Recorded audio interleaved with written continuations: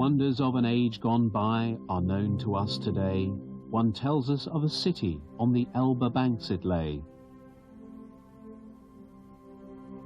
We remember now Dresden, the beautiful town, the charm and the splendor, a place of renown. The folk in the city could hear all along the banks of the Elbe a firm, joyful song. Neither Hamburg nor Dresden from fair Elbe land was spared the harsh fate at the murderer's hand. O'er Germany the sun went down and flames engulfed the night. The fires raged and you'll hear Dresdeners scream out in their plight.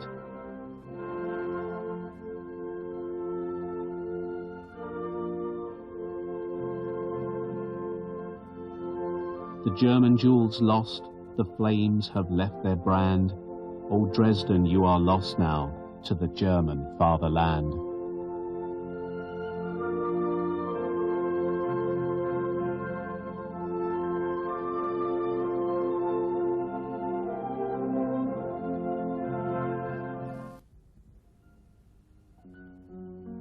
In the year 1206, the name of Dresden is mentioned for the first time.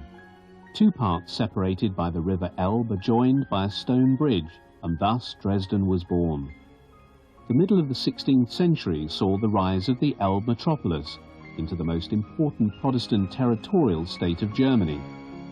Dresden was raised to a royal seat by the Bottinians, and on the accession to the throne of Friedrich Augustus I, later called Augustus the Strong, Dresden became a brilliant center of artistic creation and creative spirit, a jewel on the banks of the Elbe admired by the whole world. This special atmosphere in Dresden came about at that time and was to last almost 300 years.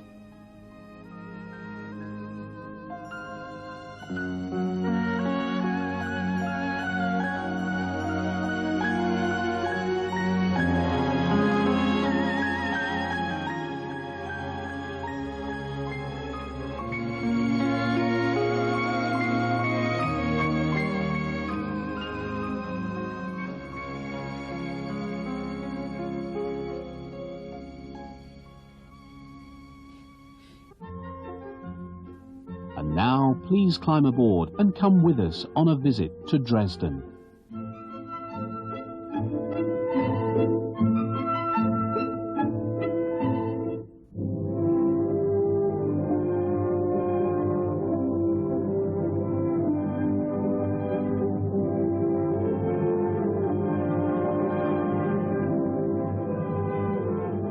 Here, the Alsteder Wack, which was built by Gottfried Schinkel in classical style.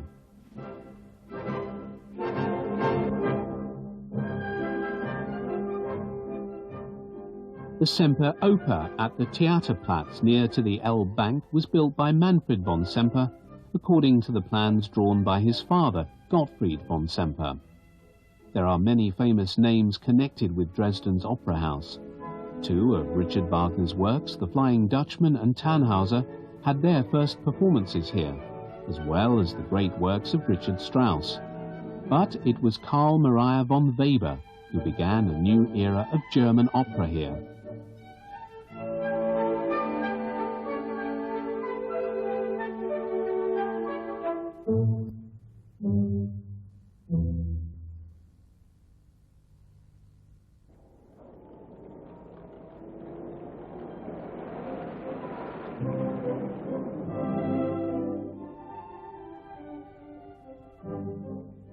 The Zwinger.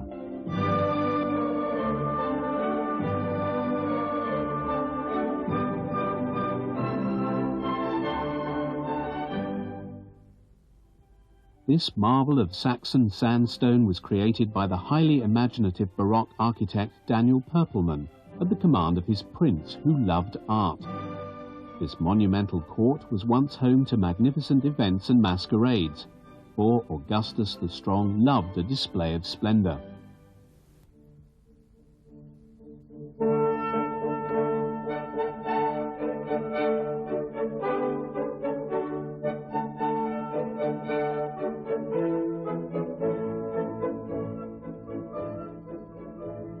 Lavish figures and sculptures were created by the sculptor Balthasar Pelmoser. With abundant riches, he brightened up this cheerful architecture.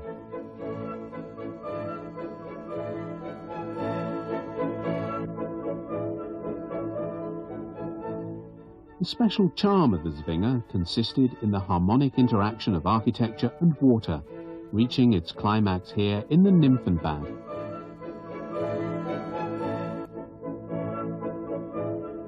Created in a golden age of art, the Zwinger remained for centuries a festival site of the most magnificent dimensions.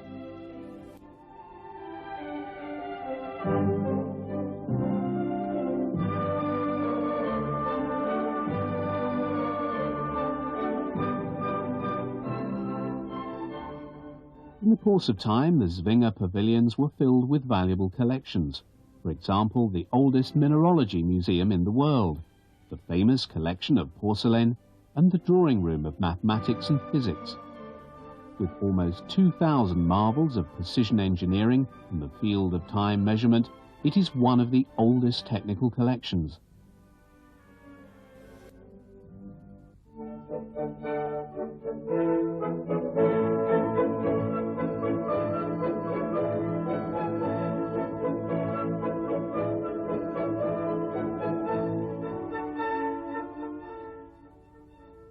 The courtyard of the Zwinger incorporated a famous and much admired collection, the Dresdner Gemälde Galerie.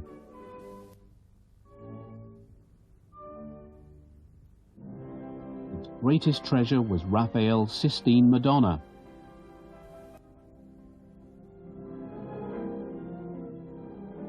In a special room, it radiated its entire beauty and divine majesty over the visitors. The artistic wealth of Europe was housed in the picture gallery at Dresden.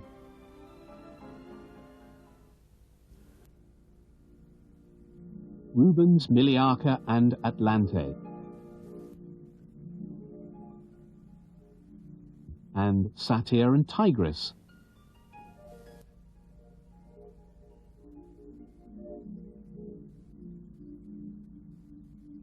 Rembrandt's self-portrait with Saskia.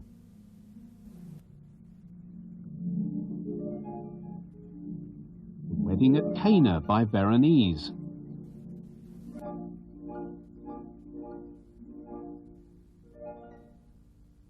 The Madonna by Urillium.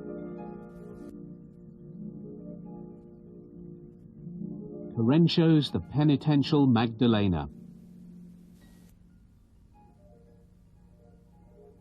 The Sleeping Venus by Giorgione.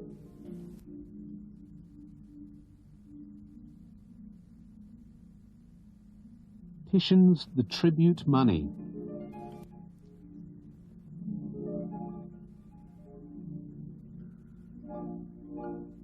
The Matchmaker by Vermeer of Delft.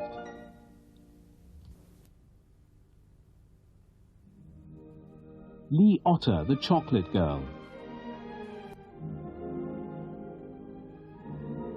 The Wedding Procession by Ludwig Richter.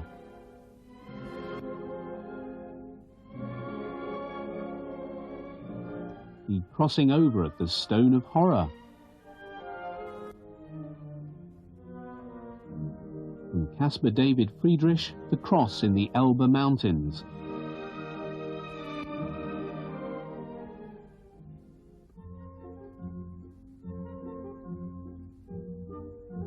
Hotel Bellevue, the little Italian village, the Catholic court church and the castle. The enormous castle tower rose above all the other towers of the town. The large castle courtyard with its richly decorated staircase tower was an important work of German Renaissance artists.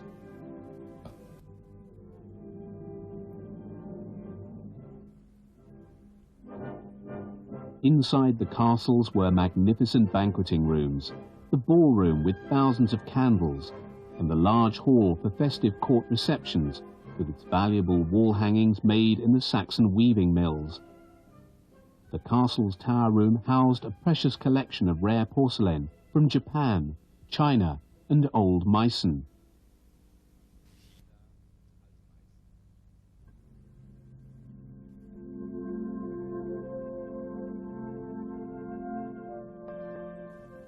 This name was known by the whole world. It was aptly christened after the green colour of the room which contained the silver treasure of the Vatinians. The green vault was the largest European treasure chamber and shone with fairy tale brilliance. Its material value was estimated at over 40 million marks, but its real value was incalculable.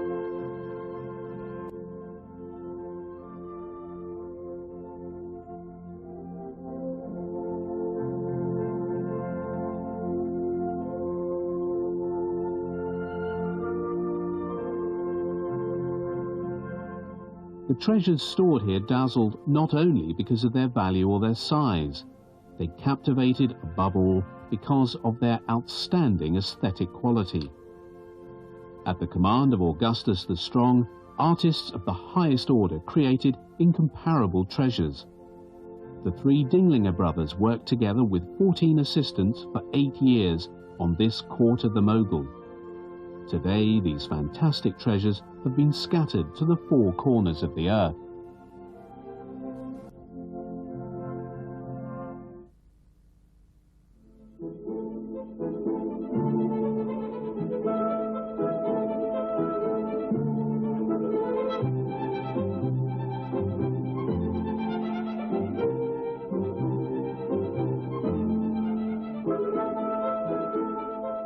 Dresden's greatest personality, the golden figure of the Rathaus man, rises up to a height of 6 meters. He serves to measure the size of the monumental city hall, which was built by Karl Roth in modern Baroque style on the former castle walls.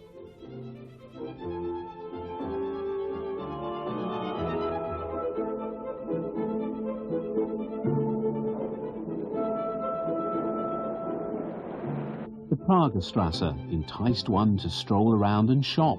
It was the most elegant shopping street in Dresden. Dresden had a reputation as a garden town. Its most beautiful park with wonderful trees was the Große Garten.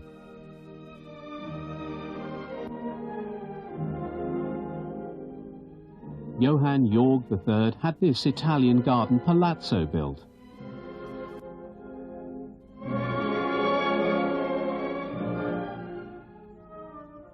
Corradini's Flora vase.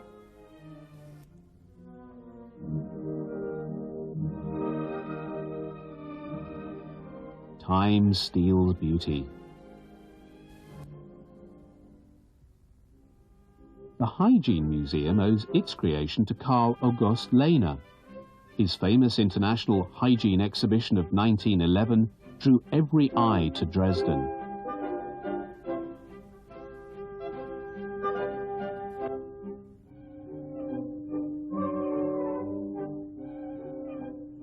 Karl August Lehner placed man as the central point. With this live visual instruction, a successful method of educating the people in social hygiene was established, and this set an example for the whole world.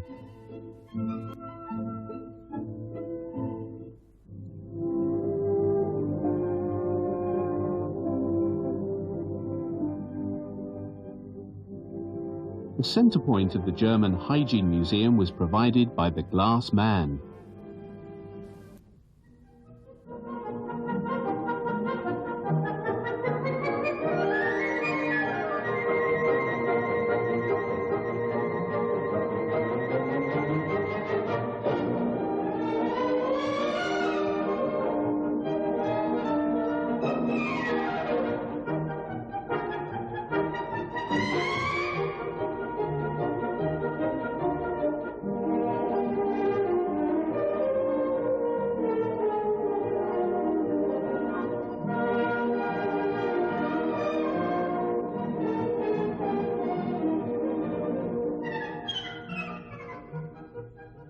The Catholic Court Church. This glorious place of worship was built by Corelli in the middle of the 18th century. 78 holy statues decorate its sweeping, fluid balustrades. From the court chapel, the view opens out onto the new town.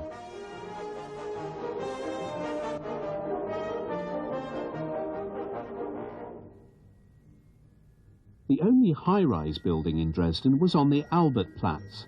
This axis formed the meeting place between old and new Dresden.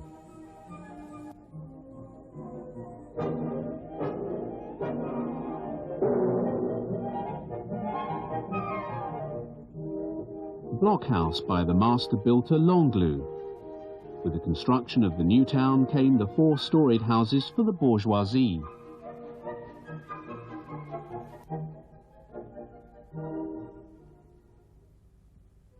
At the end of this lane stood the birthplace of Theodor Körner. It became a commemorative site for the poet and freedom fighter. The Körner family house provided a centre of spiritual life. Here many guests met, including, among the most famous, Mozart, Goethe and Schiller.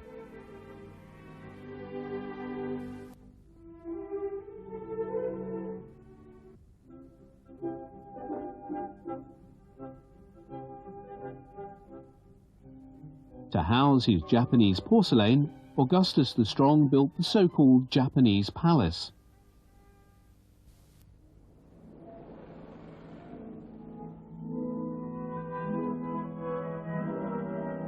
Upstream along the river Elbe, on the Lörschwitzer Hängen, the castles of Albrecht are sited. The first suspension bridge in Europe spanned the Elbe between Blasewitz and Lörschwitz. The people called it the Blue Miracle because of its colour.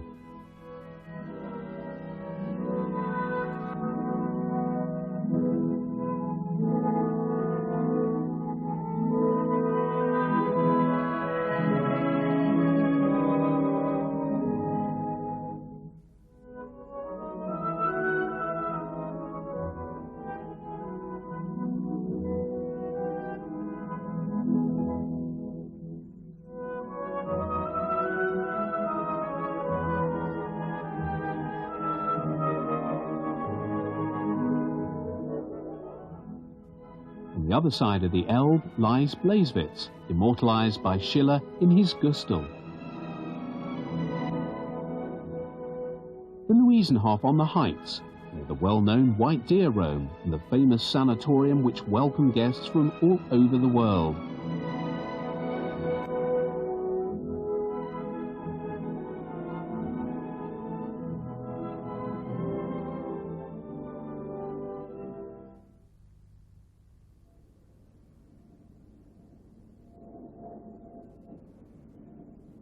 The Postplatz, the heart of the town traffic.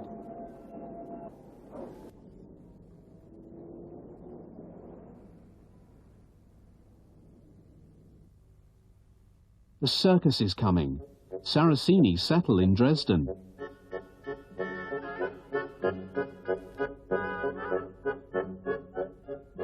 Out of the tent and under a permanent roof.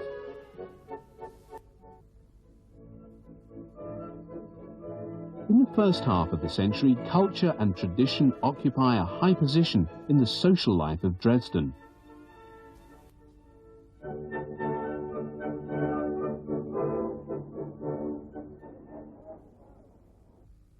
Celebrating festivals, another Dresden tradition.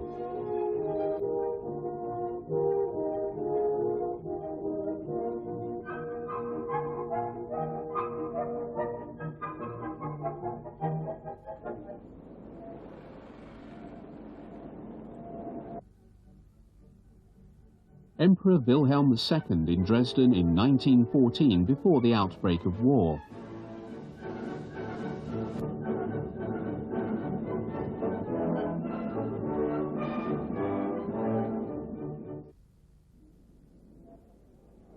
In 1928, the Imperial President von Hindenburg visits the capital of Saxony.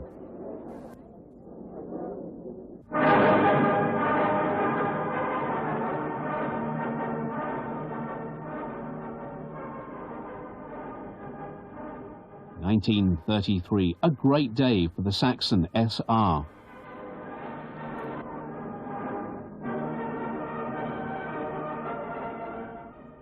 The salute is taken by Ernst Röhm.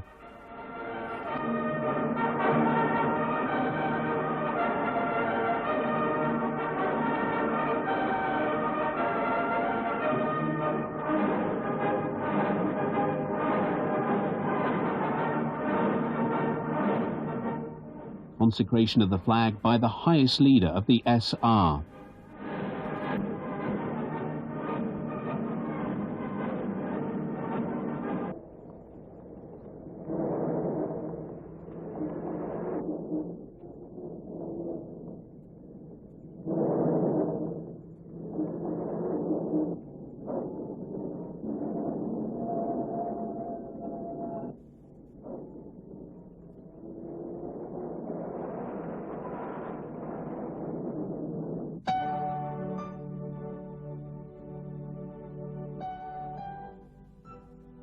Over the Augustus Bridge and passing by the Brüchen terraces.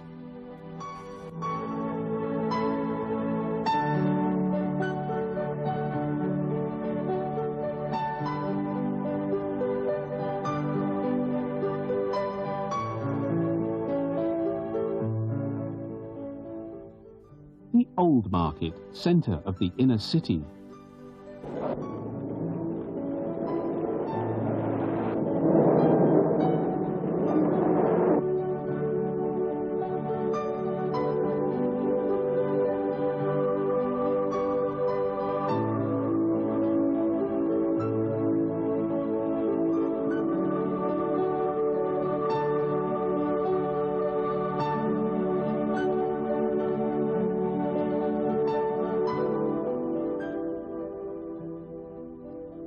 Dresden's landmark, the Frauenkirche.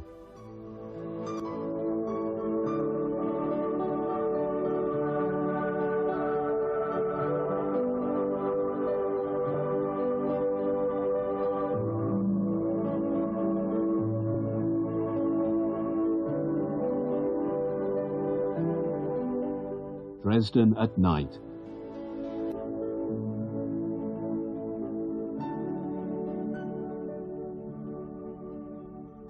Under the old festive lights.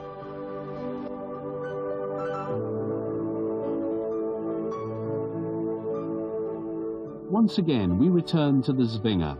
An evening serenade awaits us.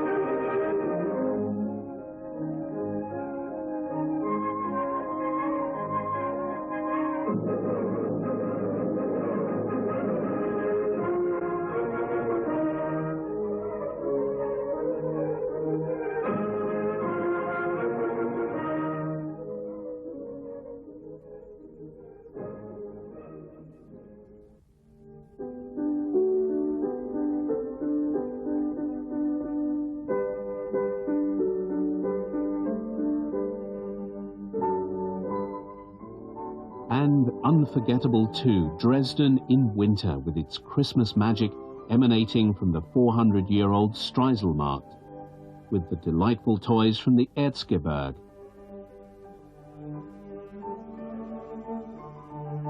The comical Pflaumentoffeln, the gingerbread from Pulsnitz, and the high-pitched voices of the children from the Dresdner Kreuzchor.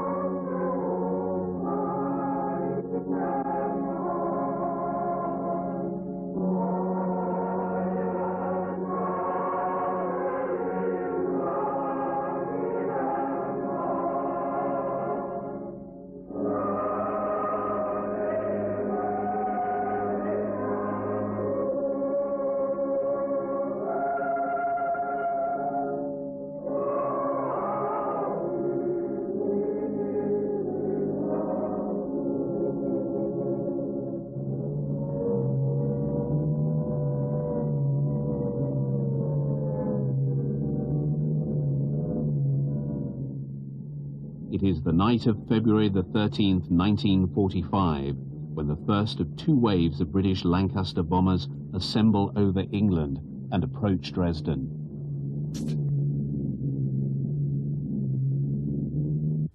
The German regional headquarters had already spotted the heavy bomber unit approaching Saxony.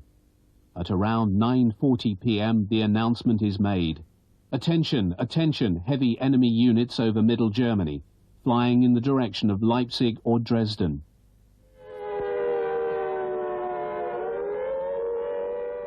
Full alert without any early warning.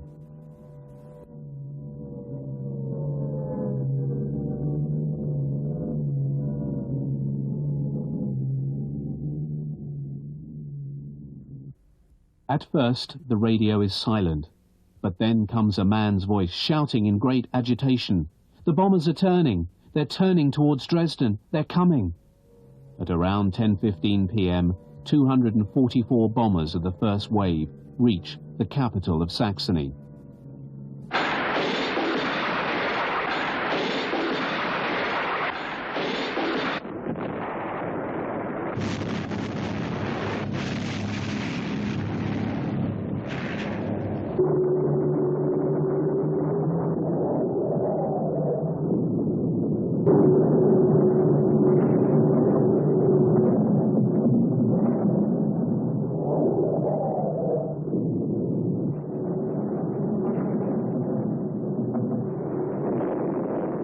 Eine Frau schrie gleich im Keller, die verlor sofort die Nerven. Und ich saß da, hielt mir die Aktentasche über den Kopf und habe geglaubt, das könnte mich schützen. Und jeder reagierte eben und alle in panischer Angst. Und dann fielen schon ringsum die Bomben in der Nachbarschaft. Wir merkten, dass das große Sprengbomben waren. Dann die Detonation, der Luftdruck, da flogen die Kellerfenster durch den Luftdruck, die flogen durch den Keller. Die Türen, die warf es durch den Keller. Und da war man schon froh, wenn man nicht abbekam. Und das war eine Hölle. Und da kam der Phosphor, da kam er durch den Keller, durch so ein Loch nachher reingelaufen. Und da mussten wir natürlich sehen, dass wir rauskamen aus dem Haus. Da sind wir da durch die Durchbrüche. Und wie der Angriff war, da kriegten wir rauf ins Parkhotel alle verbrannten, jung oder alt, ohne Nasen, ohne Ohren, sonst was. Der Dr. Ernst und der Dr. Wappler, 2 Ärzte waren nur da. Die haben also Tag und Nacht dort unten auf Tischen, auf einfachen Tischen gearbeitet, um den Menschen zu helfen. Dresden war zu der Zeit sehr überfüllt, weil der Osten geräumt werden musste, Schlesien und so weiter, sodass unheimlich viele Menschen noch am Hauptbahnhof, im großen Garten an der Elbe gelagert waren, untergebracht waren und dadurch noch mehr Menschen umgekommen sind, als normalerweise sonst in Dresden umgekommen wären. Zum großen Teil die ganze Innenstadt, das war ja total kaputt. Und wo kein direkter Volltreffer rein war, die sind dann durch die ganze Hitze umgekommen. Also es sind kaum Flüchtlinge lebendig aus Dresden rausgekommen. Each of the 245 aeroplanes dropped 5 or 6 tons of high-explosive bombs and firebombs.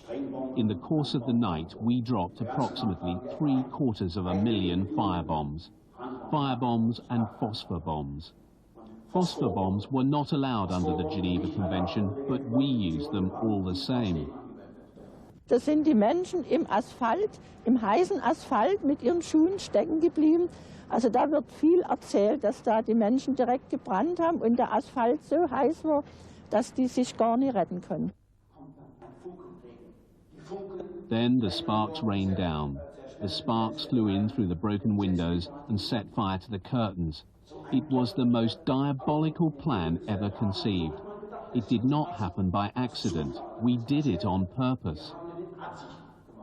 Und da hörte ich in der Ferne eine Frau schreien, die schrie: Hilfe, helft mir doch, nehmt mich doch mit, nehmt mich mit. Ja, ich wusste nicht, das war weit weg, man wusste ja gar nicht, wo die arme Frau lag. Und da kam ich ins Krankenhausgelände, Johannstädter Krankenhaus. Irgendwelche Menschen rannten mit und plötzlich reißt mich jemand hinten am Kragen zurück Und in dem Moment klatschte von dem brennenden Krankenhaus so ein Stück Fenstersims vor meine Füße, direkt vor die Füße. Wenn ich das abgekriegt hätte, wäre ich erledigt gewesen. Ne? Und ich habe dort ganz vergessen, Danke zu sagen. Dann bin ich weitergerannt und mit irgendjemandem, wer das war, an der Elbe runter. Wir wollten ins Freie, wir konnten keine Mauer mehr aushalten. As the Eastern Front moved ever closer to the Reich at the end of 1944, the anti-aircraft guns defending the city were dismantled and sent to the Oder front. They were to be used there in the fight against the attacking Soviet tanks.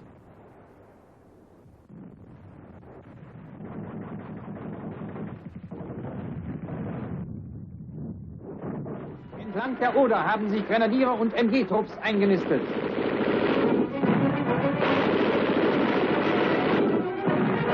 Auch am Bahndamm und in der weiteren Umgebung des Odergeländes sind die Stellungen der Infanterie und unserer Batterien. Sowjetische Panzer haben die angreifenden deutschen Sturmgeschütze erkannt. Sie versuchen, sich in wilder Querfeldeinfahrt in Sicherheit zu bringen. Doch die deutschen Granaten sind schneller. Noch vor Erreichen der Straße werden die Sowjetpanzer vom Feuer erfasst.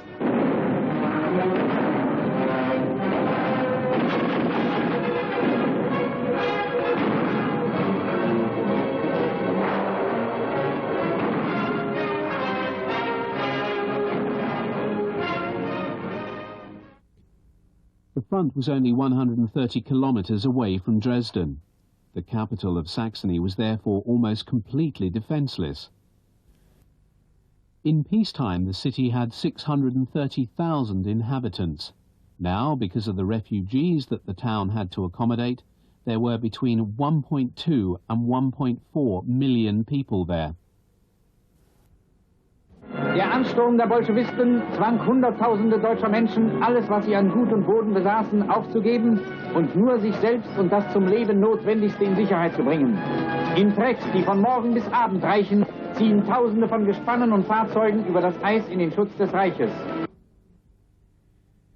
As the city had been mainly spared in the air raids during the war, there were many rumors circulating in Dresden about why the town would not be bombed by the Allies. The most erroneous stories turned up. But most of all, the people of Dresden put their trust in the goodwill of the British and Americans.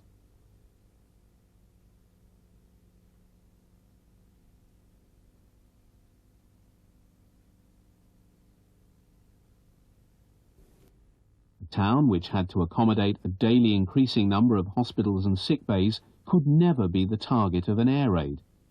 Of that, the people in Dresden at that time were convinced. The Soviets had twice been informed by the Americans of the approaching attack. They registered no protest.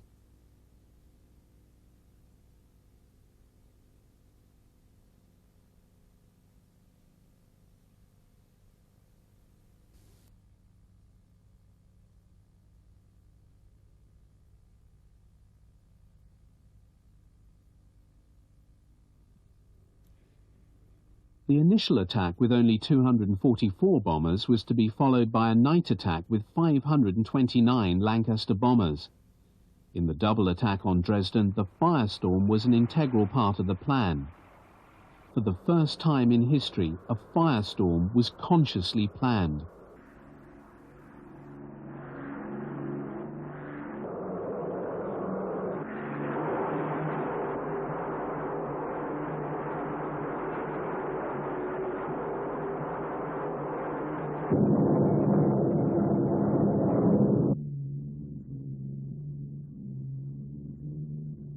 This second unit, almost double the size of the first, was also spotted by the German regional headquarters. But the German night fighters had been banned from takeoff because of fuel shortages. Quadrat 503, Flugzeug Richtung Südost, 1/4 Ost, 02:50. Befehl an Major Lent. Es geht los. Erste Welle, Sitzbereitschaft.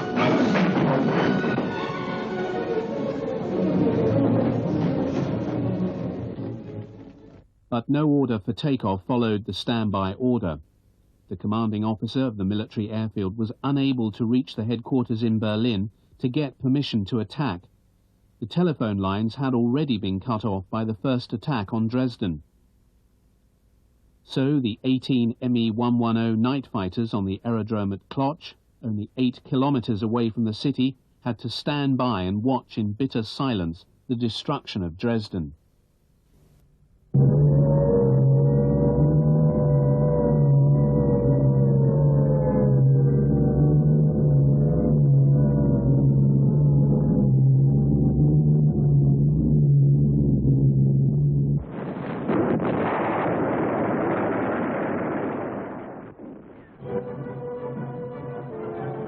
In Krankenhäusern werden die Patienten in bombensichere Bunker gebracht.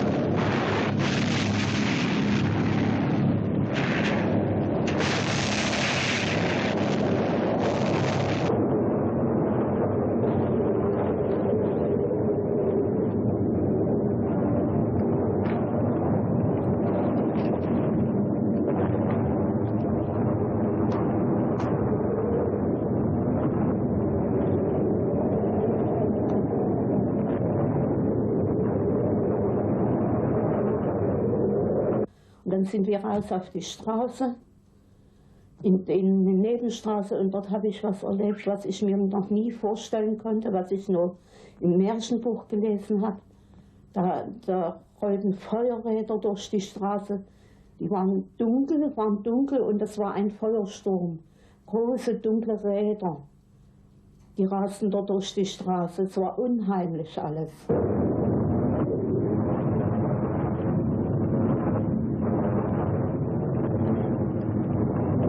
Da kam so wuchtig, dass dann immer alles weg war.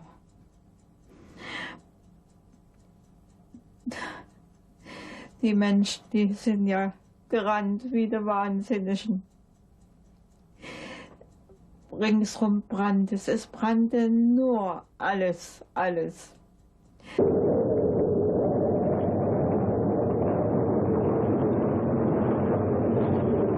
Und da möchte ich Ihnen zu den Bomben was sagen. Das waren sogenannte Phosphorbomben. Und die fielen, wenn die in den Hof runterfielen, plumpsten auf und dann drehte sich das Rad. Da war doch rundherum bis in den Keller rein überall Phosphor. Es brannten die Häuser überall.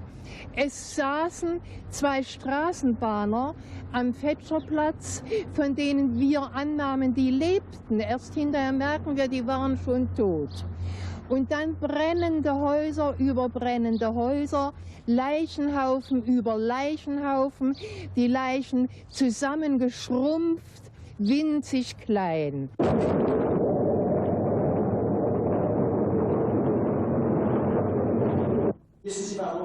Do you know why we waited for 2 hours in between the 2 air raids on Dresden? That interval of 2 hours in between the 2 air raids on Dresden was there for 2 reasons. Firstly, so that the extensive fires could spread to epic proportions. Secondly, so that all the fire brigade and ambulance units from the surrounding areas could reach Dresden, and then, when they were in the middle of their work, we could return with an even bigger blow. That is not fiction. That is the way it is written down in the operational orders. We did it on purpose in order to drag the fire brigades, the hospitals, indeed all the supply units into the tragedy. There are evil people sitting behind the desks in uniform, be they colonels, majors or whatever. There they sat, brooding and thinking about how they could kill the most civilians. Und habe dann mein Kind gesucht. Und da habe ich dann doch mal eins getroffen von der Familie. Die wussten ja auch nicht, wo die Kinder waren. Da sind die doch in dem Keller gewesen, noch bis donnerstags. Und da sind die dann über die Elbe. Es waren auch Kinder mit im Luftschutzkeller. Wir haben uns dann auf den Fußboden langgelegt, haben die Kinder unter uns genommen, um die Kinder zu schützen vor herabfallenden Teilen, die von der Decke herunterkamen, Putz und Mörtel. On January the 25th, 1945, late in the day before he left for his club and his evening with friends, Winston Churchill telephones the Minister of Aviation to ask him what proposals Bomber Command could come up with to roast the Germans trying to escape from Breslau. To roast the Germans, to base the Germans. What do you suggest? What was that about Breslau? Breslau was a German city that had been surrounded by the Russians a few days earlier, and streams of refugees were leaving Breslau and hurrying across the country in the direction of Dresden. Und die Stadt brannte, das war ein Feuerschein und Dunkelheit und Feuerschein zugleich. Das ist überhaupt nicht zu beschreiben. Ne? Ganz grausam.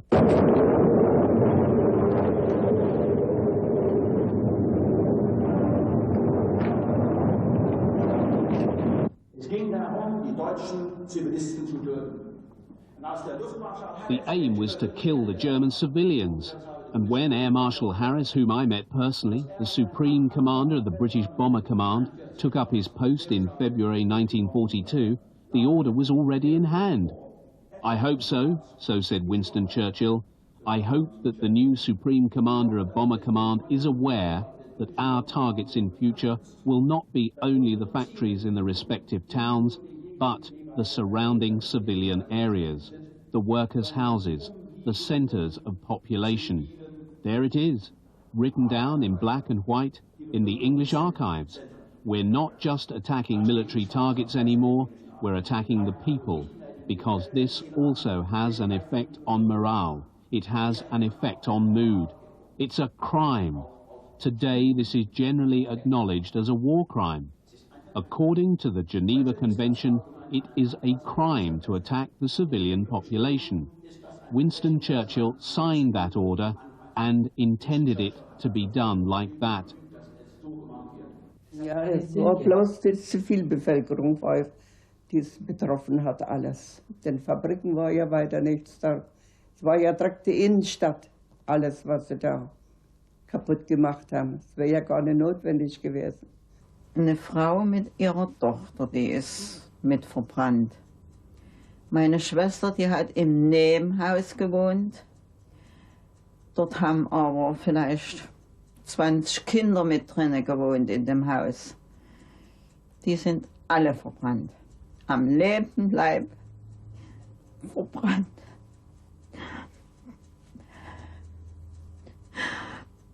Die eine hatte einen Kinderwagen, die sagte, ich habe auf der Fletcherstraße, das war damals die Fürstenstraße, dort in der Dreher habe ich ja gewohnt.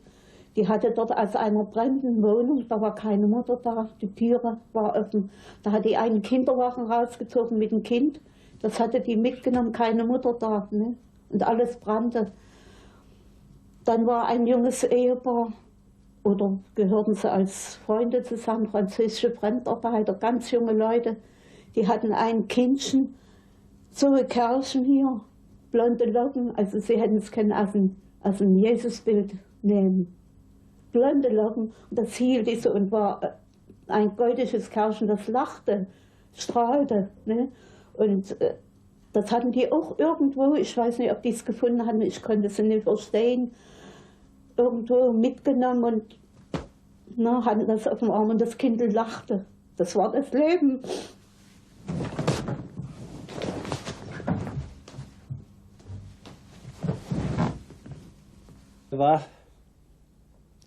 Und ich auf die Straße ging, dem Firestorm entgegen,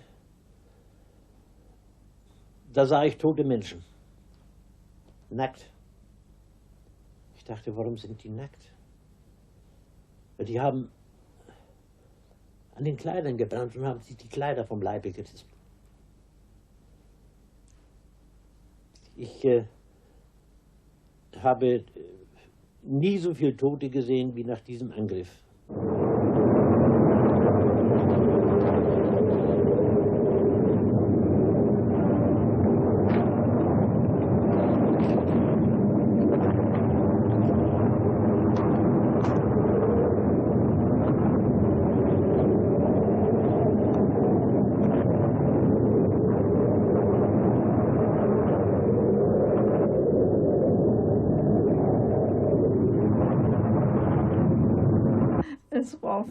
furchtbar, es war furchtbar.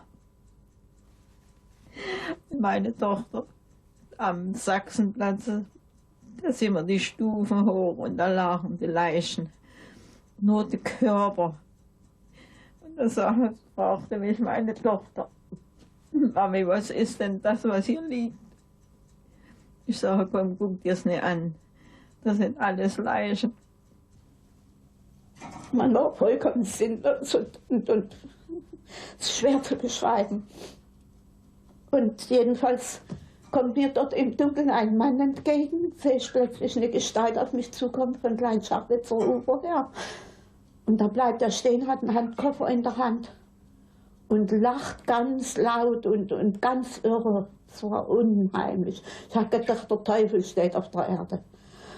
Und da sagt er plötzlich, wir Polen und Tschechen, wir haben gewusst. Und morgen kommt noch ein Angriff.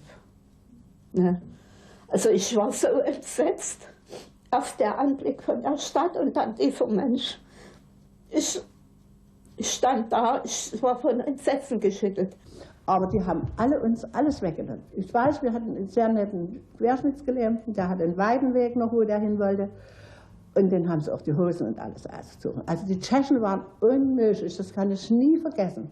Ich habe die Fliege dann gefragt, was wurde ihnen gesagt? Und die haben mir erzählt, als würde er ihnen erzählt von Flüchtlingen. Es wurde aber auch gesagt, dass Dresden ein Arsenal, ein Waffenfabrikstadt sei. I then asked the pilots what they had been told. They answered that they had been told about the refugees, but on the other hand, they had also been told that Dresden was an arsenal, a city of munition factories.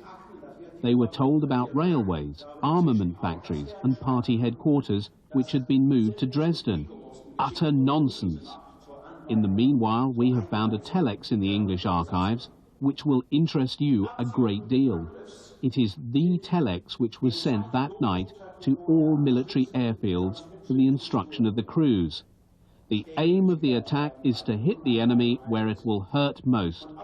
And later in the flight instruction comes the statement, and besides the intention is to warn the Russians so that they will recognize them when they come and see what our bomber unit is able to do. Doesn't this show the air raid on Dresden in a new light? They wanted to warn the Russians so that they would recognize them when they came and saw what our bomber unit was able to do.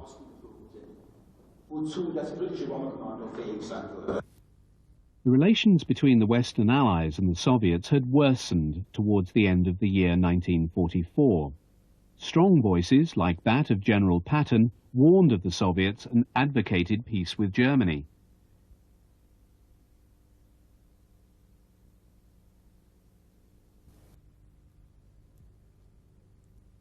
Even the Germanophobe Churchill seemed to have some doubts about the loyalty of the Soviets, for he declared in the ruined city of Aachen in January 1945, "Looks like we've slaughtered the wrong pig." This outrageous remark of such incomparable bad taste bears witness to the megalomania of the British Prime Minister and his contempt for mankind.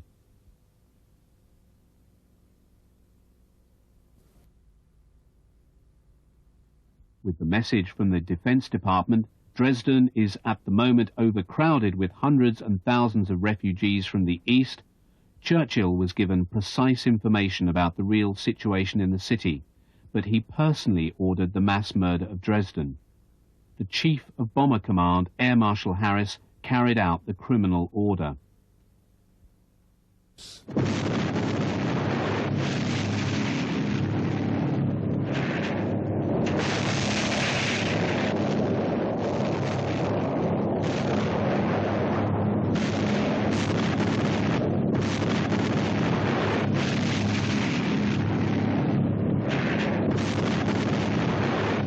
Und nach dem Angriff dann bin ich weiter, da war ich plötzlich alleine. Alles verstreute sich und da bin ich auf der Elbwiese, dann habe ich mich umgesehen. Das erste Mal umgesehen. Und dort habe ich geweint um Dresden, geheult um meine Stadt.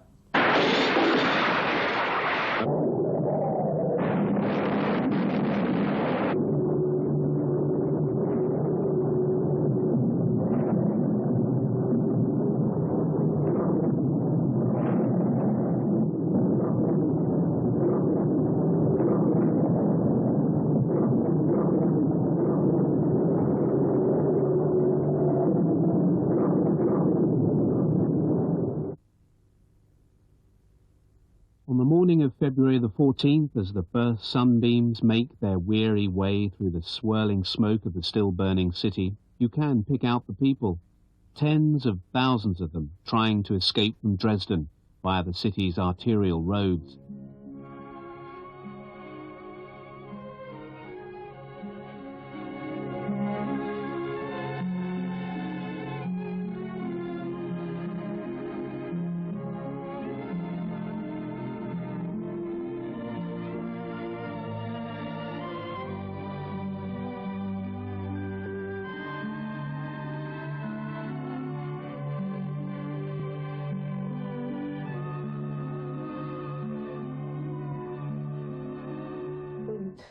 Dann auf der Müglitztalstraße in Donau, dann bin ich auf Menschen gestoßen, dort war der Elendszug von Dresden bis rauf ins Erzgebirge.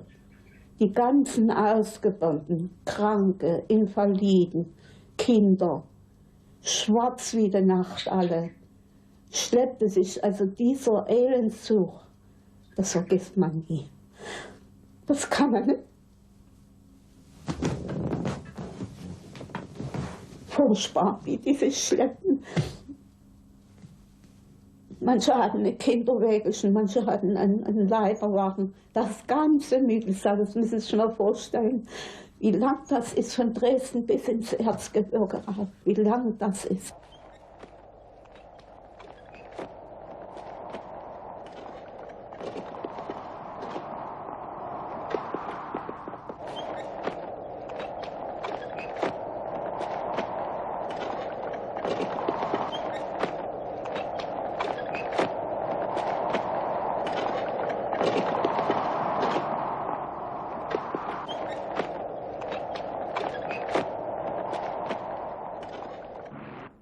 On the morning of February the 14th, 1945, 450 flying fortresses of the American Air Force take off for the third air raid on Dresden.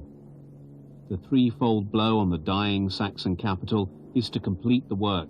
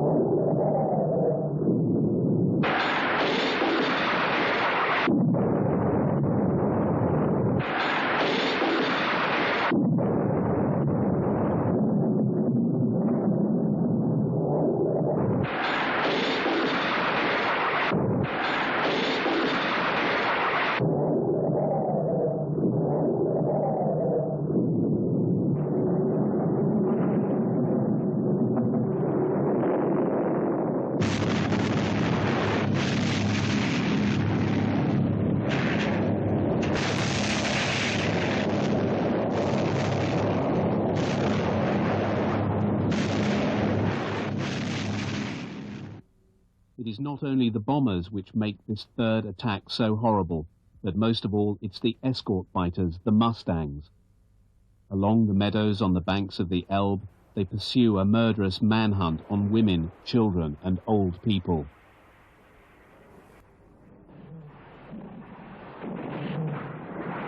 Und da kam wieder ein Flieger, einer, ne? Ganz, ganz tief. Die haben tatsächlich auf die einzelnen Menschen gezielt. Und dann kamen in den nächsten Tagen immer wieder Tiefflieger. Es war also auch da sehr gefährlich, sich auf die Straßen zu begeben. Und da kamen da immer wieder noch die Tiefflieger, wie hießen denn die anderen Flieger? Wenn da die Leute den Kopf raussteckten, da war der Kopf weg. Einige im großen Garten, einige sind nach der Elbe gelaufen und haben sich hingeworfen.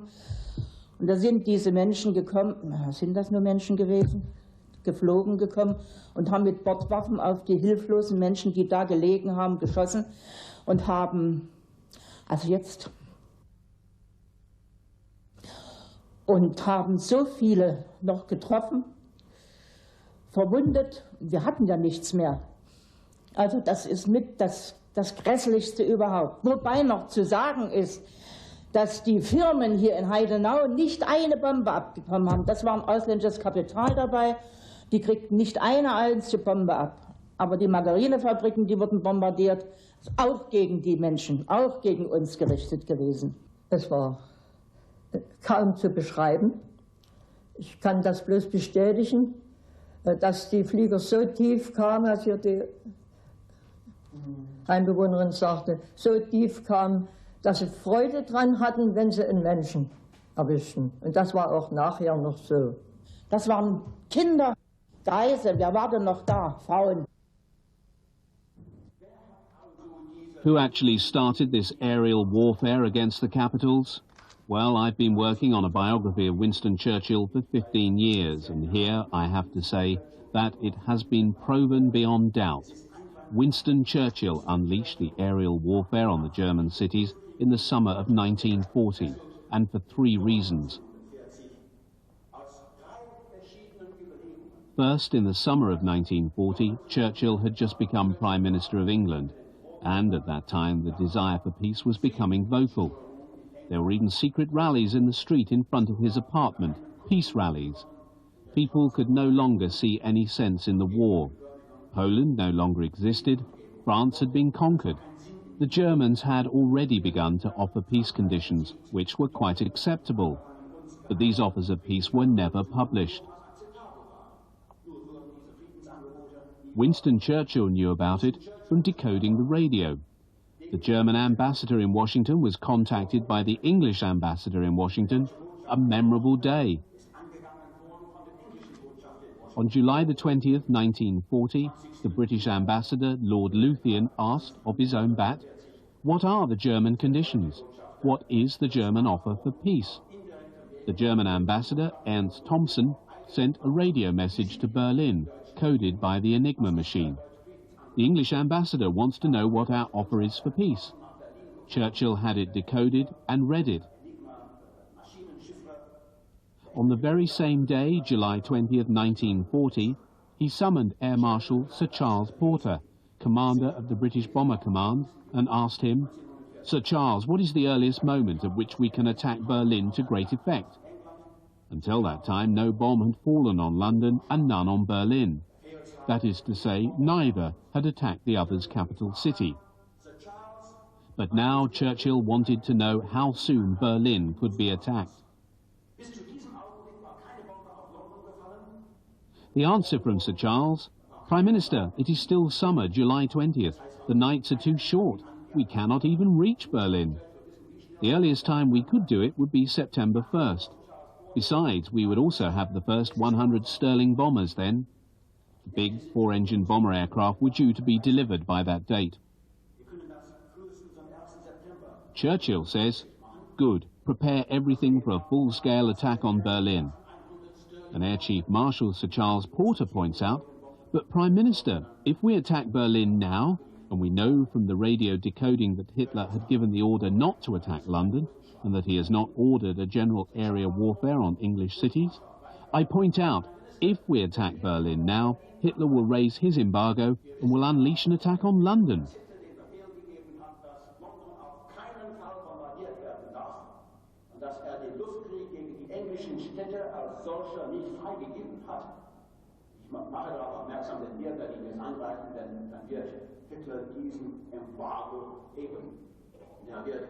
London zum Angriff freigeben. Da hat Churchill mit den Augen gezwinkert. Das passte ihm sehr gut. Churchill blinked his eyes. It suited him perfectly that Hitler would now bomb London. It was not yet possible. The nights were too short.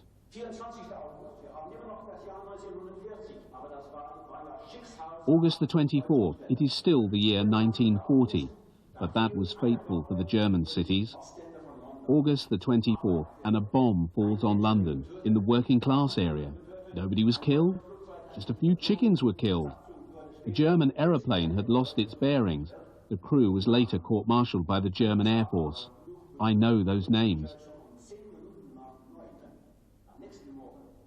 But that was reason enough for Winston Churchill to ask at 9:10 on the next morning, August the 25th, for a direct line from his country seat Chequers to the headquarters of British Bomber Command.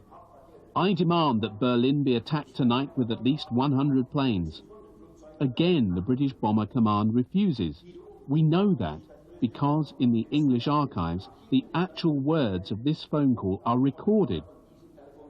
Bomber Command wanted it known precisely who was responsible for this historic turn of events. 9:10 on the morning of August the 25th, 1940, Bomber Command refuses. Churchill insists. Bomber Command says, actually, we are planning an attack on the Utrecht in Leipzig tonight. The reply from Churchill, it has to be Berlin. The attack was carried out on Berlin, but only 30 aeroplanes reached the capital. Only a few bombs were dropped on the municipal area and nobody was killed. 2 evenings later, Churchill again ordered an attack on Berlin. This time Hitler went in person to Berlin. We know that because we know exactly what Hitler was doing at that time from his servants' diaries. I have the journals from Goering and from Field Marshal Milch. We have many private journals from prominent figures, the VIPs of the time. Hitler went immediately from Ober-Salzberg to Berlin to be with his people, because he now understood that the English had started to attack his capital. The Air Force wanted to strike back. Hitler said no, still no permission to attack London. Hitler sent for a lawyer, not in order to start legal proceedings against the English. He sent for the lawyer, Dr. Ludwig Weishauer, and told him, you will fly to Stockholm immediately, contact the British ambassador, Victor Menet, and give him the details of the German peace offer. I read the file which holds the written proof that Churchill ordered Menet to refuse access to the German lawyer. On the same day, Hitler asked Rudolf Hess, please get in touch with your English friends and tell your English friends or any voter that we are only looking for peace. And my offer for peace is the following. He would be prepared to withdraw the German troops from France, the Netherlands, Belgium, even Poland and Czechoslovakia. He wanted our agreement that he could have a free hand in the East and, of course, he wanted the former German areas back. This was the German peace offer. In addition, Hitler offered to put the German Wehrmacht at our disposal to protect the British Empire. A really generous offer, one might think.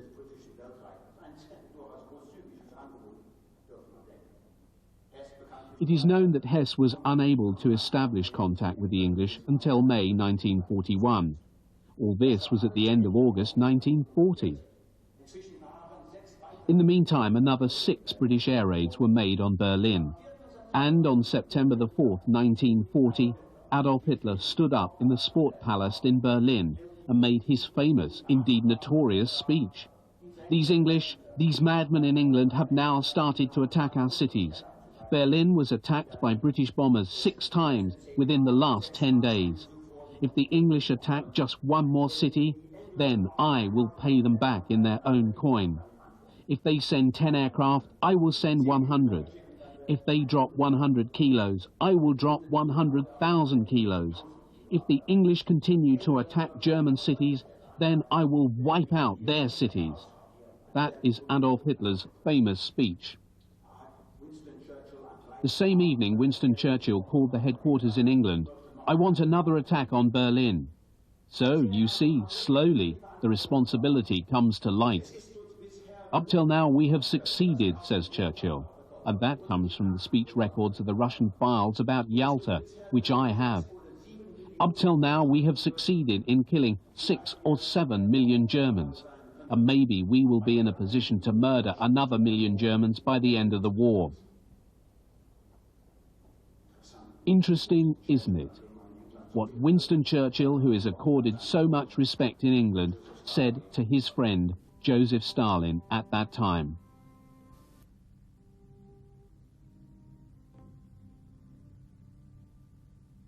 The Dresdner Altmarkt, always the symbol of the city's life, now becomes the symbol of its death.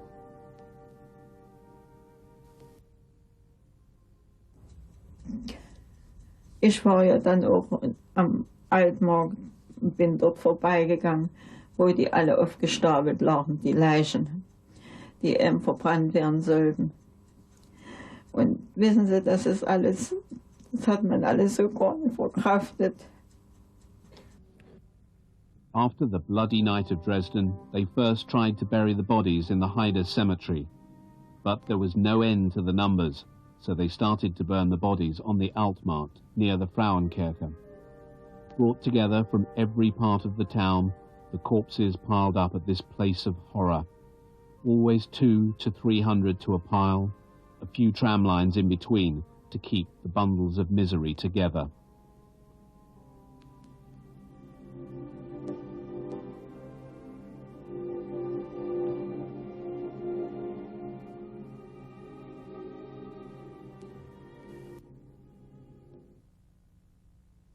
The senselessness of the Allied blanket bombing of German towns becomes especially clear when you compare some statistics. The loss of production caused by bombs was about 9% in 1943. In 1944, it was approximately 17%. The iron and steel industry lost just 3.2% in the first half of 1943. And in the second half of that year and up to July 1944, only 6.9%.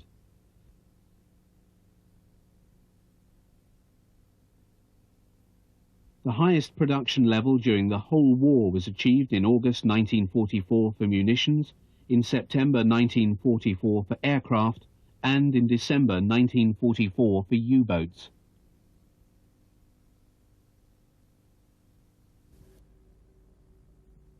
The Allies' official explanation for the bombing campaign against Germany was the so-called Casablanca Directive, namely the systematic destruction of the German economy and industry.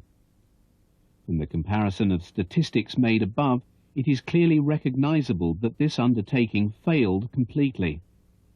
The Casablanca Directive was not only an attempt to hide the real intentions from their own public, but also a measure taken to justify the bombing offensive. The organized mass murder of hundreds of thousands of innocent civilians in German towns was planned and executed. A multitude of irreplaceable cultural possessions fell victim to this act of barbarity. The Supreme Commander himself, Air Marshal Harris, eliminated any last doubts about the truth in his book, published in 1948. It must be emphatically stated that, with the exception of Essen, we never chose special industrial firms as a target. The destruction of industrial plant always seemed to us to be a kind of bonus. Our actual target was always the city centre.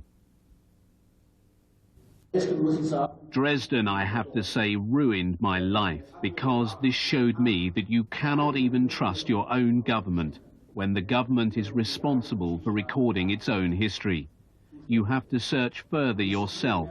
You have to find out for yourself. You have to not believe and go on searching.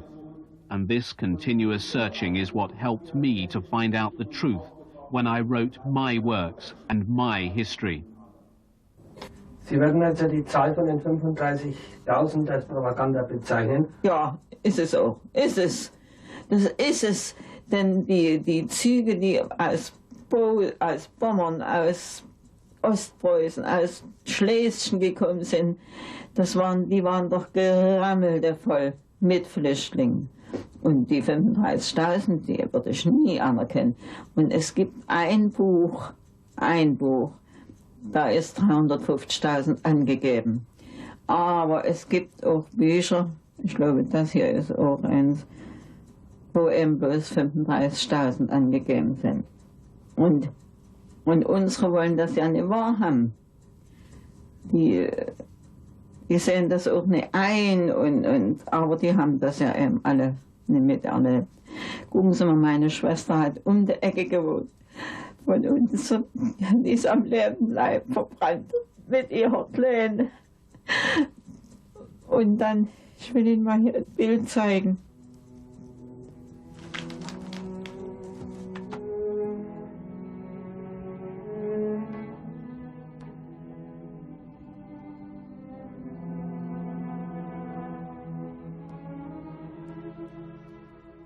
published numbers of the dead from all the attacks on Dresden range from 35,000 to 500,000, but the number of 202,040, mostly women and children, dead by March the 20th, 1945, can be vouched for. The fact is that the town was completely overcrowded with about 700,000 refugees at the time of the attack. The anti-aircraft defense precautions were insufficient, and the people were inexperienced in coping with air raids. There were 3,749 firebombs, high-explosive bombs, and phosphor bombs dropped on the town. 750,358 homes were completely destroyed. In view of these facts, and given the reports of eyewitnesses, a number for the dead ranging from between 350,000 and 500,000 is absolutely realistic. The exact number of those died will remain forever unknown. How many died? Who knows the toll? In your wounds we read the scroll of the nameless ones in agony burned, in the hellfires raised by human hand.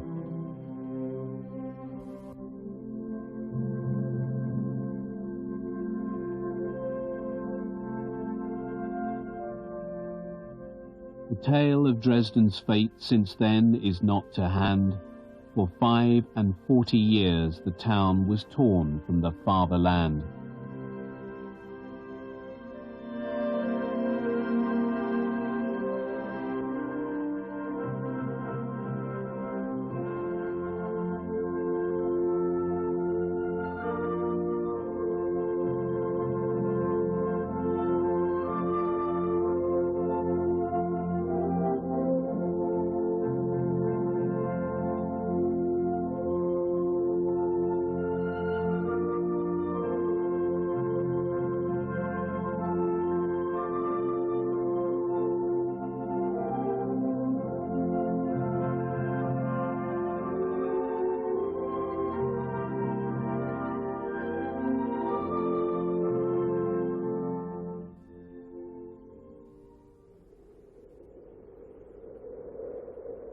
On April the 17th, 1945, the ruins of Dresden were again attacked by 572 American bombers.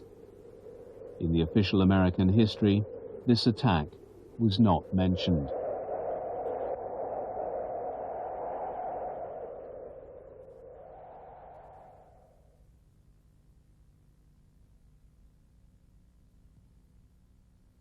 In his book, Grand Alliance, Winston Churchill wrote, enchanted about his work, "I went to bed and slept the sleep of the saved and thankful."